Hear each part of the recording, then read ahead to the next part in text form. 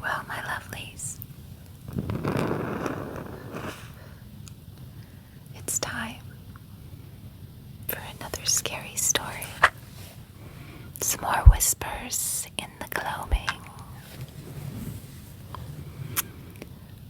I want to tell you some stories, some more of my own true spooky stories. Only this time, they might not be so ominous like my haunted house story, but almost benevolent. I'd like to tell you the stories of relatives past who have visited me throughout my life after death. Messages from beyond the grave, if you will. We're going to go chronologically, and we'll start with a story that my mom likes to tell from when I was a baby. In fact, only days old. My mother had a very special relationship with her grandmother. Her grandmother was called Mama, and she lived a life through the Depression. She lost her husband very early in an accident. She was a strong and amazing woman living through the Depression and supporting her child. My mom and Mama were very, very close to each other.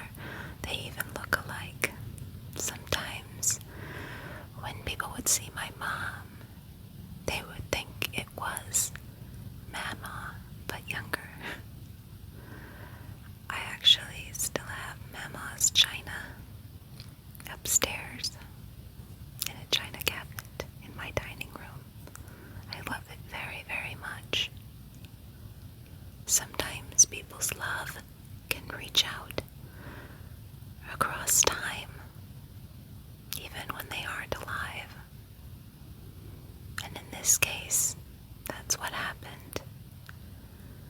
My mother had me in the fall, and Mama died within days of my birth. My mother really loved Mama and was devastated that she would not be able to attend the funeral, because back then it was not considered to be proper to bring a baby to a funeral. My mom was really sad because she loved her Mama so much, and she also really wanted me to be able to meet her, but that was not going to be the case. Except that as the funeral was going on, my mom was at home, rocking me, only days old, when Mama came to her. She didn't use words, but Mom could hear her voice in her mind. And Mama told her that I was a good, strong girl, and that my mom had nothing to worry about for me. And then she was gone. What a comfort that was to my mother. And I'm so thankful to have such strong women in my life to look up to. I've had experiences almost my whole life with the supernatural, but when I was 12 years old, my parents got involved in a group, a church, that thought everything to do with the supernatural at all was demonic, devilish, and they love to quote the Bible verse that says, "Thou shalt not suffer a witch to live." And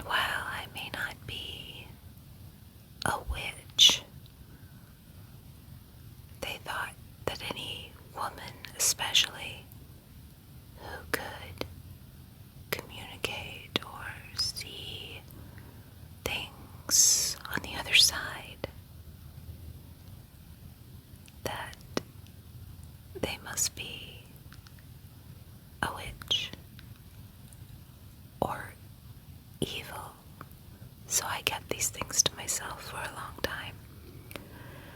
And every experience I had, I chalked up to being evil and bad, and that either I was sinning somehow by having experiences, or that it was the devil trying to trick me. I was involved in that group from about 12 years old until I was in my early 30s, at which point the hypocrisy and the just evil cruelty of the group had become very, very apparent to me. At that point in time, my husband and I left the group, and it was one of the best things that we've ever done. When I was working through things, trying to understand what I had been through and the things that were good to hold on to from that group and the things that were not.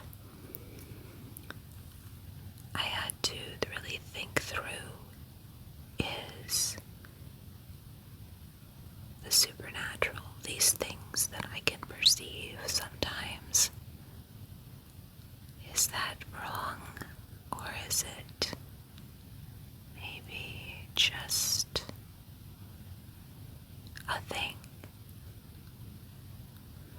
I know that the Bible says that when Lucifer fell and was tossed out of heaven, he took 1/3 of the angels with him. But we were so focused all the time on the evil, that 1/3, that we didn't take into consideration that 2/3 are still there and good. And if we didn't think that those 2/3 were worth paying attention to, what else out there were we not paying attention to that could be for our benefit, or maybe just aren't good or bad? And as I was working through these sort of things in my mind,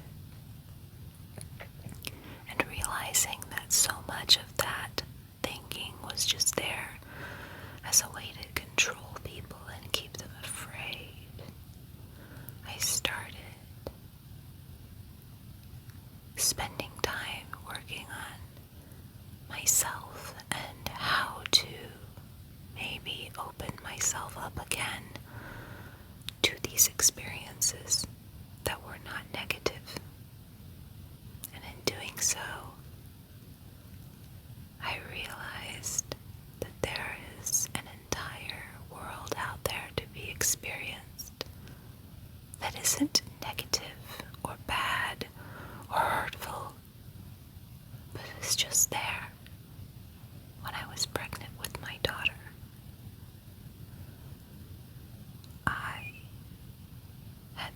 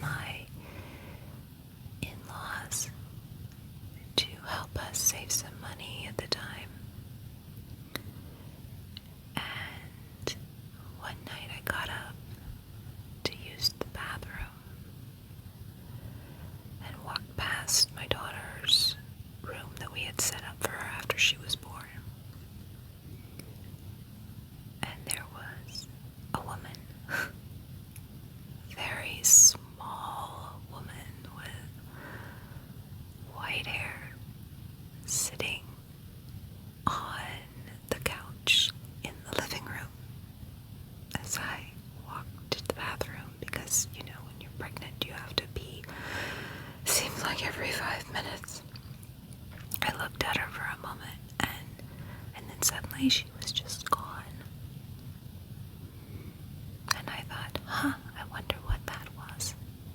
She wasn't scary. She was just a small old woman. So I went to the bathroom.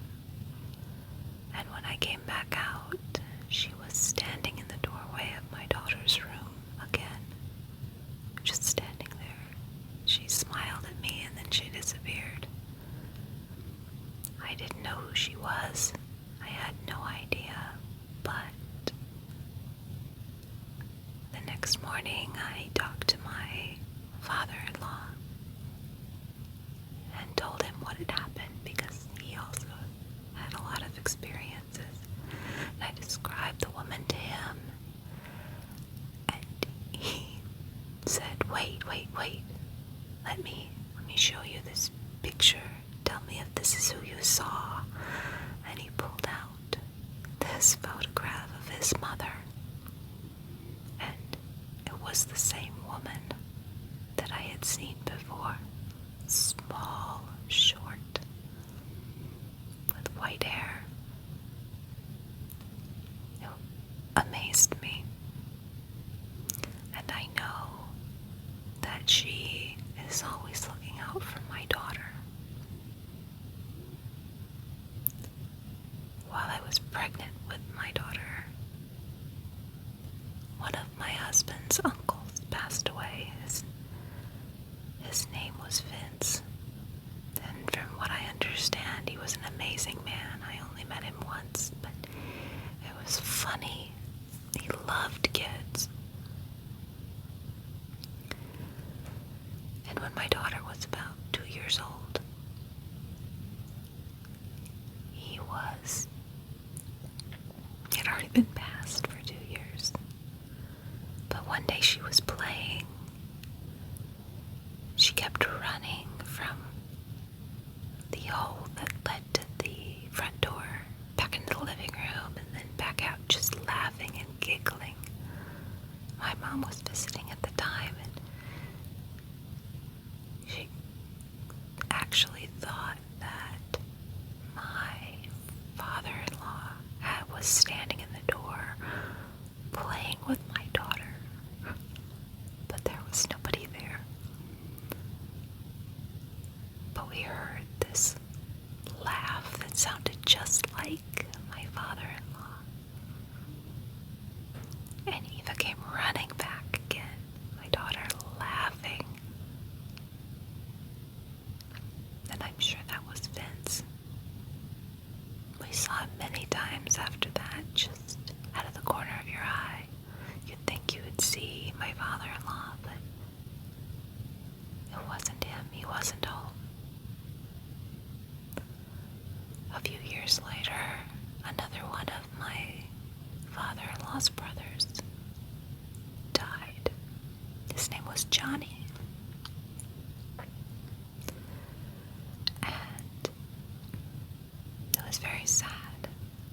But another one of his, Johnny's godson was getting married. I had baked them a cake for their wedding, and we were getting ready to leave for the wedding, and our phone rang. And I picked it up. Caller ID said that it was Johnny,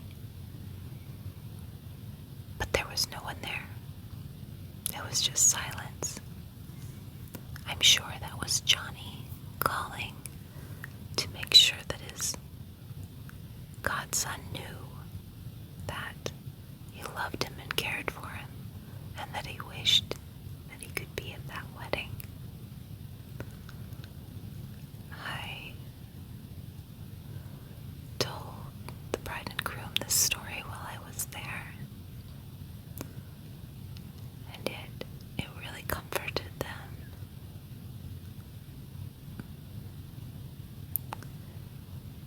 And then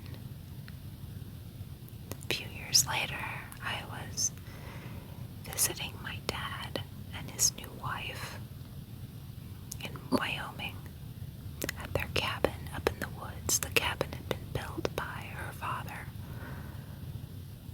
all the kids were up there from my generation's kids. I don't know, there's probably 5 or 6 children there running around in the mountains, the meadows, and playing and just whooping up a storm. And I kept catching this old man out of the corner of my eye.